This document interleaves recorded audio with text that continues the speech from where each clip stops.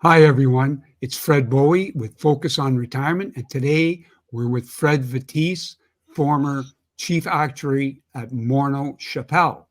And we're talking about his new book, Retirement Income for Life, Getting More Without Saving More. And actually, the book isn't new. It's the third edition. It's been a bestseller. And it's a great book for people who are currently retired, looking to increase their income without actually saving more money, and for people who are preparing for retirement, how to prepare for retirement and enjoy your retirement with using um, um, ideas that you can increase your income without saving more money. So it should be an interesting conversation today. So I'm with Fred, and here's his book, Retirement Income for Life, the third edition, Getting More Without Saving More. And we're going to have a discussion on 5 enhancements that you can do today to increase your income without saving more money. So, as I said, I'm Fred Bowie. I began in the financial services career 44 years ago, May 15th, 1980. I'm licensed with the Financial Services Regulatory Authority of Ontario, which was formerly the Financial Services Commission of Ontario. I'm a member of the Canadian Institute of Certified Executor Advisors. I've been a member of the Financial Advisors Association of Canada Advocates for 44 years. I was a national finance controller for the Honorable Eugene Whalen. I've served as an elected trustee with the Ottawa Catholic Separate School Board here in Ottawa. I have served as a chairperson and board member of the Catholic Education Foundation of Ottawa, and also served as a board member of the Uville Center here in Ottawa. Creator of and TV host of Focus on Retirement, public speaker, author on retirement issues, including retirement income, tax planning, estate planning, frauds, and scams. I am the founder of the Canada Retirement Information Center, Golden Era Communication, Bytown Business Guild, and co-founder with my daughter, Sarah, of Bowie Financial Inc., and creator and founder of freeemergencycontactcard.com, a public service where I've issued over 70,000 free emergency contact cards made of durable plastic. So if you'd like a card, just go to freeemergencycontactcard.com. And the way we consider things, the government really complicates retirement issues. And what we try to do, and I know what Fred tries to do as well, is to simplify them. And do that through numerous sources. And we have helped thousands of retirees meet their retirement goals. The secret for a happy retirement is great family, good friends, and protected or guaranteed lifetime income. And that's what we're going to be discussing today. Fred Vettese is the former chief actuary of Morneau Chappell, which became LifeWorks and is now part of TELUS Health. In recent years, his focus has been on helping individual Canadians prepare for retirement, especially those without defined benefit pension plans. He has written hundreds of articles for the Globe and Mail and National Post, as well as 4 books on retirement planning. Now, in particular, Fred is the author of the best-selling book, Retirement Income for Life. The third edition was released in January 2024.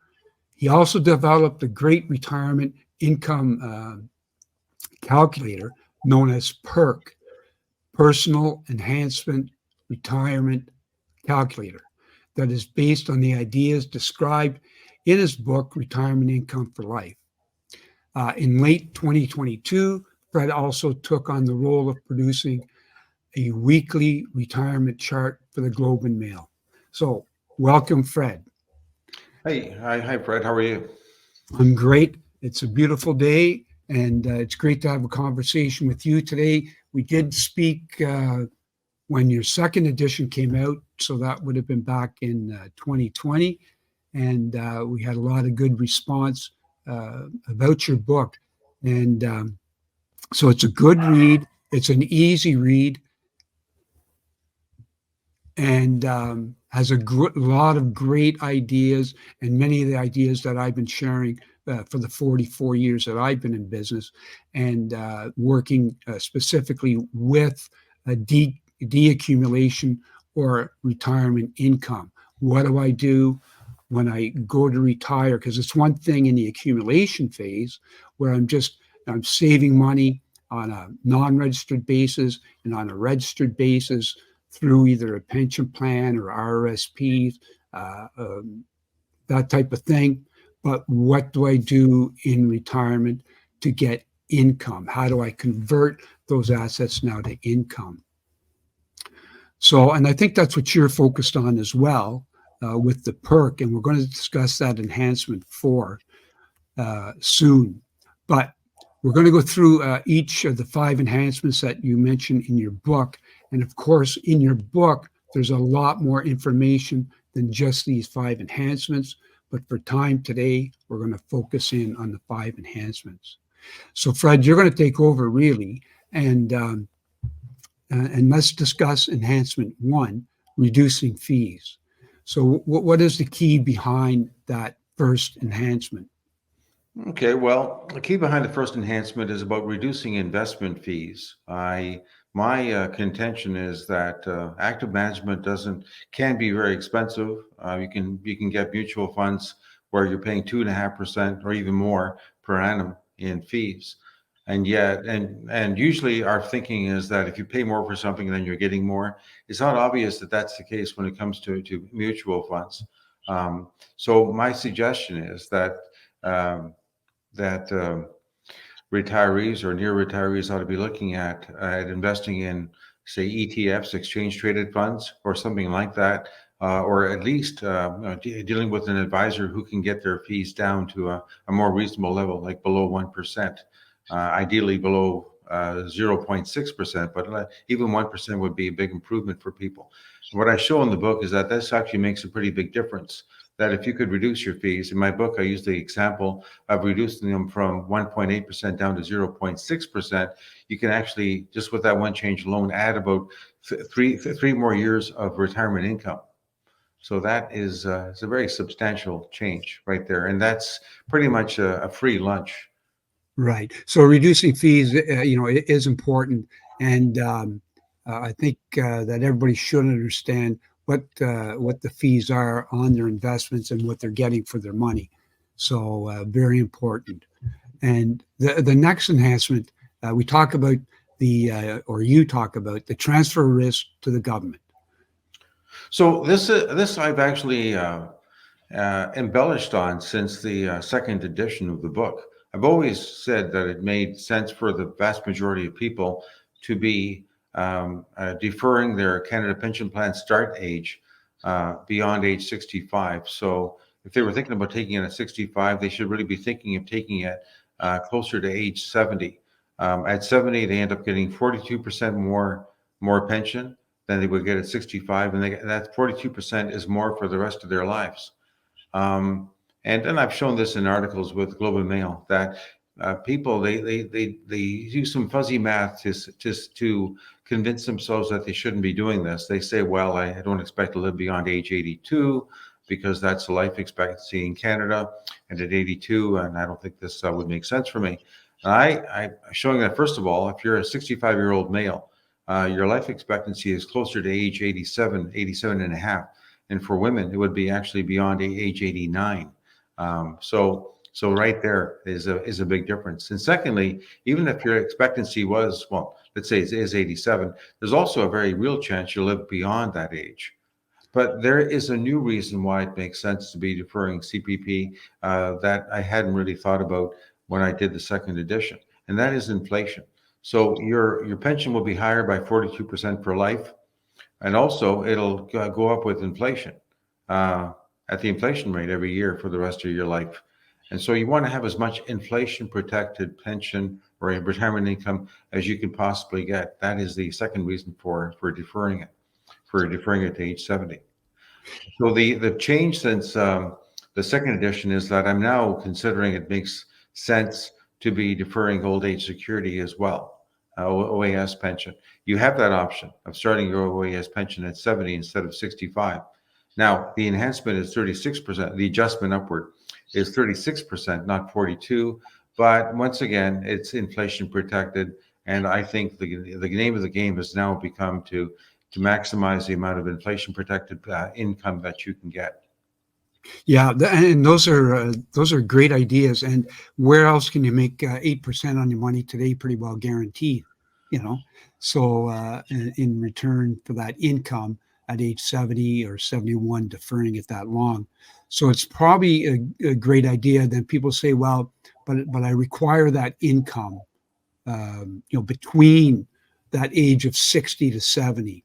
But they have to design their income with their assets. So to make up that difference for now, while you're getting that 8% growth or 7.5% growth in the OAS and the CPP, then you might want to fill in with some non-registered assets that you have that you can convert to income, or your RRSPs.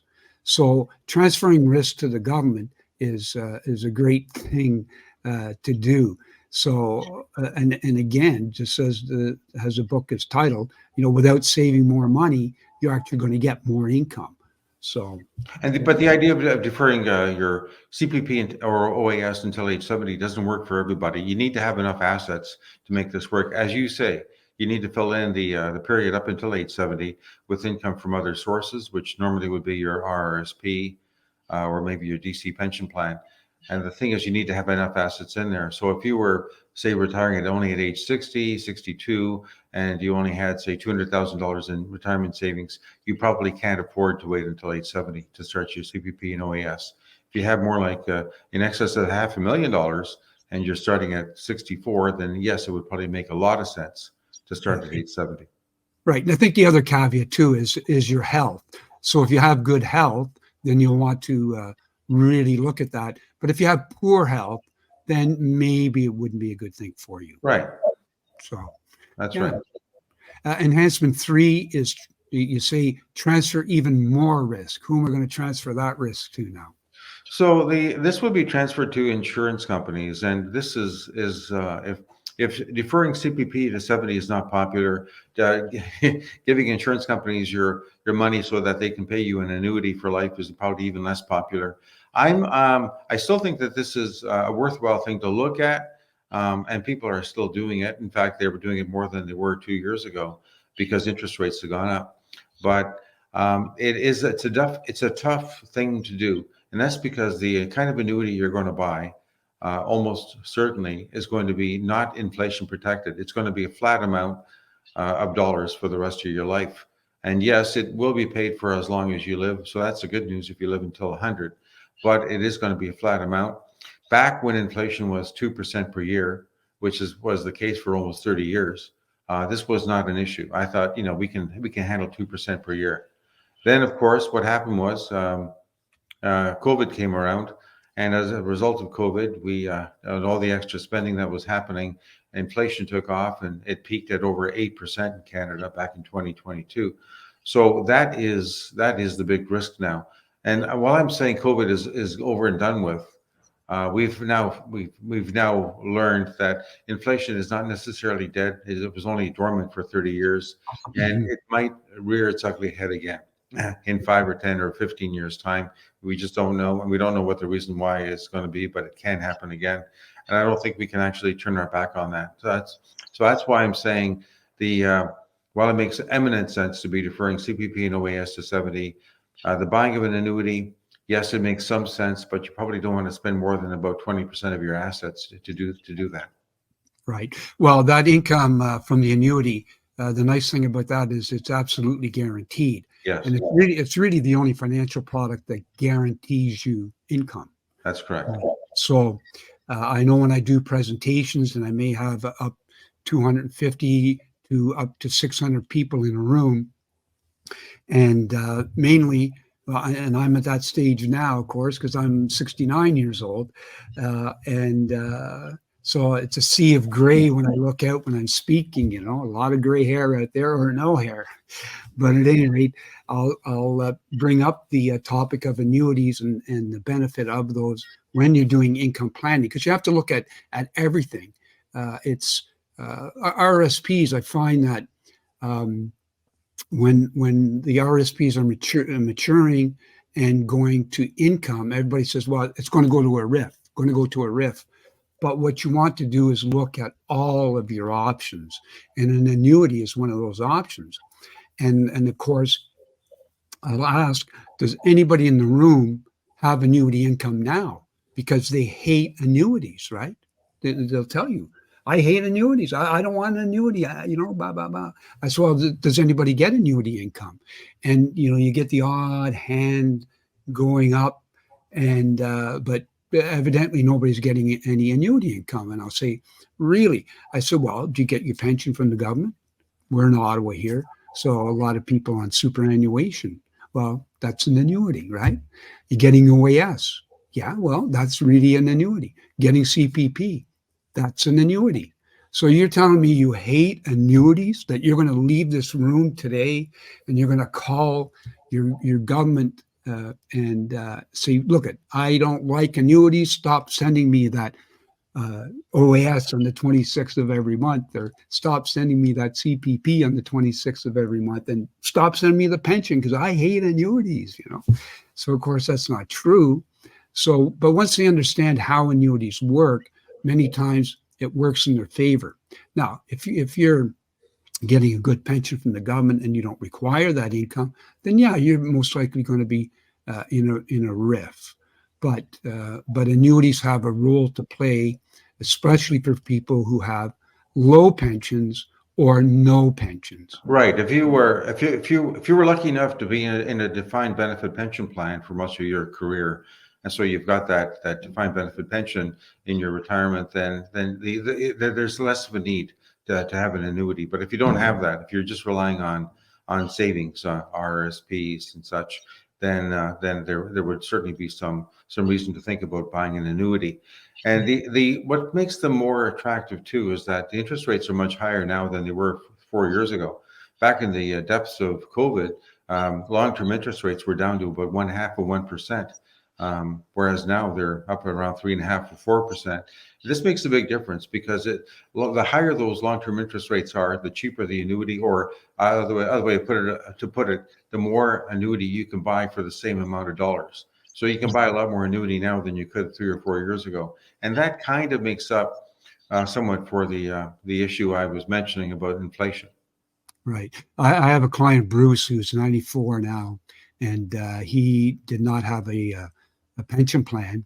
He was a small business owner, and 29 years ago, he had $190,000 in the bank that he wanted to draw income from, and interest rates were pretty good.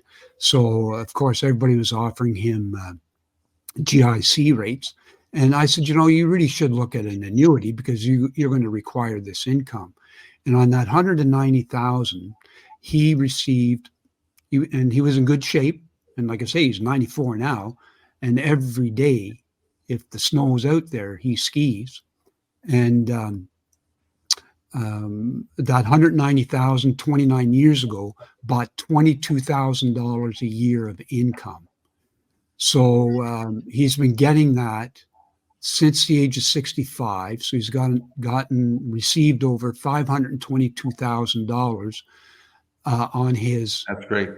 But that's based on 18,000, because what we wanted was the money to come back to his wife. We didn't do a joint annuity. We did a single life annuity because he was in good shape, we bought $190,000 of life insurance.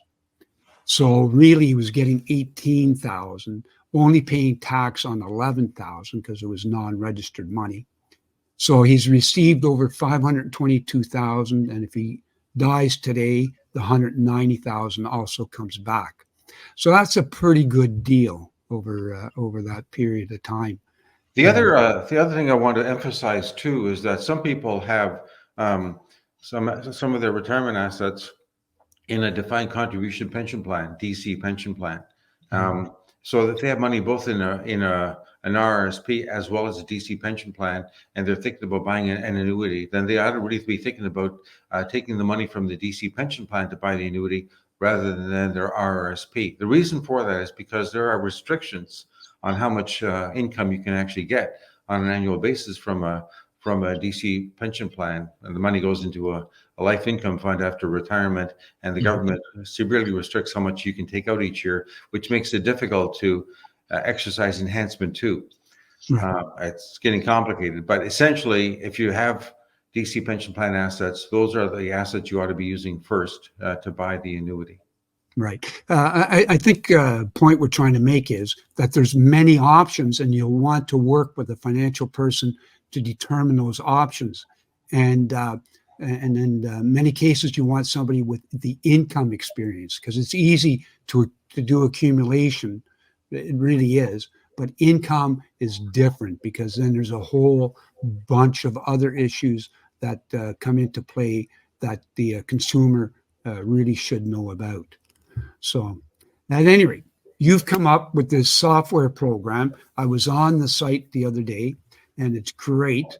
And you can, the listener here, the viewer here, can go to this software for free. And I guess there's a free plan and there's a pro plan. So, but the free plan was great. I really enjoyed using it. But so tell us a little bit more about PERK. Yeah, so I call it PERK, the Personal Enhanced Retirement Calculator. I've had a version of PERK ever since the first edition of the book back in 2018. And frankly, I didn't spend a lot of time thinking about it then. I just wanted to get it off the ground. My thinking on this was here I'm trying to advise people as to how they can turn a lump sum amount of assets into income. But the big question is, how much income is that? So you have to figure it out somehow. Obviously, you can do it with working with a financial advisor, and you should. But on top of that, people also want to be able to do a quick calculation on their own. So that's why I created PERK initially. I took over the management of PERK from Morneau Chappelle about a year and a half ago. And when I took it over, I started realizing that there were a number of ways in which I could improve the software. And that's what I've been spending the last 14 or so months doing, improving on that software. So first of all, the basic, the free version, the basic PERK calculator is better than it used to be, and it should be easier to use than it used to be. So you've got that, and that is certainly going to give you a solid idea of how much income you can collect for life from your assets. But as I did that, I realized that you also want to have a customized version as well, because in the basic version, I'm just making an assumption as to how much you're paying in investment fees. But the actual amount you're paying could be different.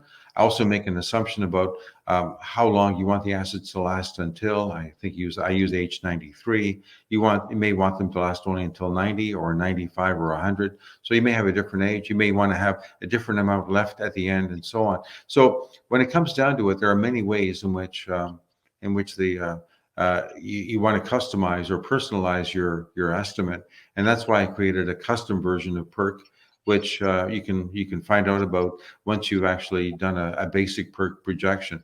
It's all explained at the end of that basic projection as to how you can go on and try the custom version. And so for that, there would be a 1-year subscription. I found initially I thought, well, maybe people will only do one projection and that's it for the year, but that hasn't been the case at all. I find people do multiple projections. They want to try different interest rates. They want to see what happens if their return is 3% versus 5 versus 7%. They want to try all kinds of different things, and so they go on there fairly frequently. Yeah. So yeah, no, it's great software. The also, maybe we should just talk about, you talk about black swan events, Yes. and that would cause you to need to readjust your income at that time, Yes. or at least look at it. And if you have a program like this, then it really helps you make informed decisions. And I emphasize, you don't just use PERK once. I mean, at the point of retirement, certainly you want to use it then. You want to know how much you can receive in retirement income, but your circumstances will change. There may be a black swan event. Certainly, the the actual investment return you will get will be different than what you were expecting to get. And other things might change as well. There might be a windfall. There might be an inheritance you receive. Your spending might have been higher or lower than you expected it to be. All kinds of reasons as to why your situation is going to be different 12 months from now than it is today. So that's why I suggest people go back every once in a while. Let's say once a year for sure, if not more often, just to see as to how things are going. Yeah. Can you just, with the Black Swan event, just define it more for our viewers? Oh, a black swan event. Okay. The term black swan event was coined by Nassim Taleb in his book Black Swan, and it talks about something which is so out of the ordinary, and so has such a big impact on our lives, but we have no way of actually predicting them. So COVID would have been a perfect black swan event in terms of examples. That came out of nowhere. No one saw a pandemic that was going to shut us down for several years. And certainly that changed things dramatically. The stock market went through all kinds of gyrations, first down and then up. Inflation took off. All kinds of things happened as a result of it. So you want to be able to protect yourself as much as you can. And black swan events, by their nature, are hard to protect against. But there are some things you can do, and certainly the enhancements 2 and 3 are two of the ways in which you can at least partially protect yourself. Right, right. So your fifth enhancement that you mentioned in the book is have a backstop. Having a backstop is you've got everything else in place. You've done all the right things. You've transferred risk to the government. You maybe bought an annuity. You're using PERK fairly frequently to make sure you're on track and all that. But what happens if something still goes wrong? There might be a big spending shock you weren't counting on, or one of your investments somehow failed. So you want to have a backstop so that if you can't sustain that level of income that you've been getting, you want to be able to use that backstop to maintain that level. So the backstop I talk about is a reverse mortgage, which is almost a dirty word in Canada. I think it's more accepted in the US.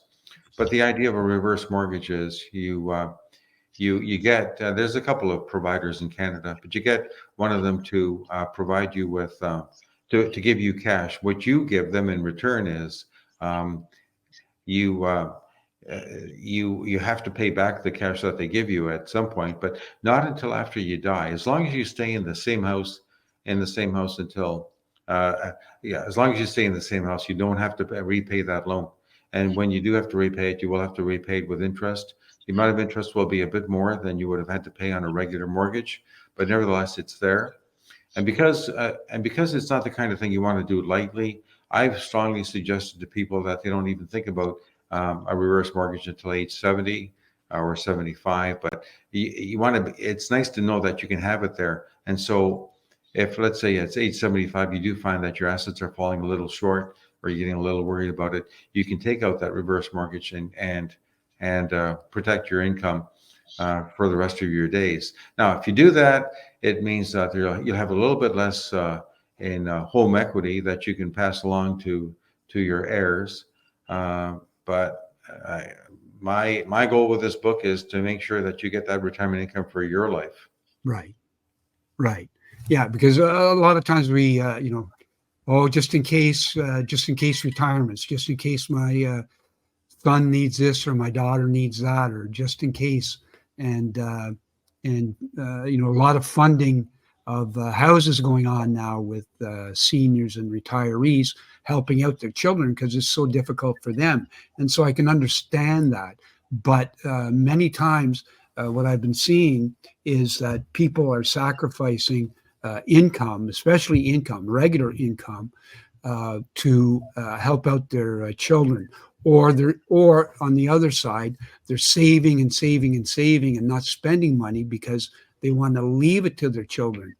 So they gave up doing things like they didn't buy the boat, or they didn't, go and get the golf membership that they're going to get in retirement because they were worried about what they're passing on to their kids. And boy, I tell you, once they die, the kids are the ones with the boat and getting the golf. So the reverse mortgages I think a few years ago that, yeah, it just wasn't the product for people, but they've made dramatic changes to reverse mortgages and made them more palatable.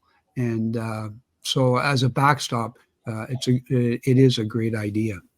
So those are the five enhancements. Anything else you want to add at this point? Yeah, well, the only other thing I would say is that when you use PERK, the custom version of PERK anyway, it shows you the breakdown of your income on a year by year basis. And so before age 70, if you decided to defer your CPP and OAS until 70, and it shows where your income is going to come from. Now that's only a suggestion. So let's say you have a few different sources. You have some non-tax sheltered assets. You have a TFSA. You have some money in a DC pension plan and a RRSP.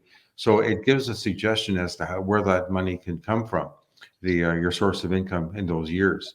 But that's only a suggestion. I still strongly suggest that people work with a financial advisor in order to kind of fine tune that.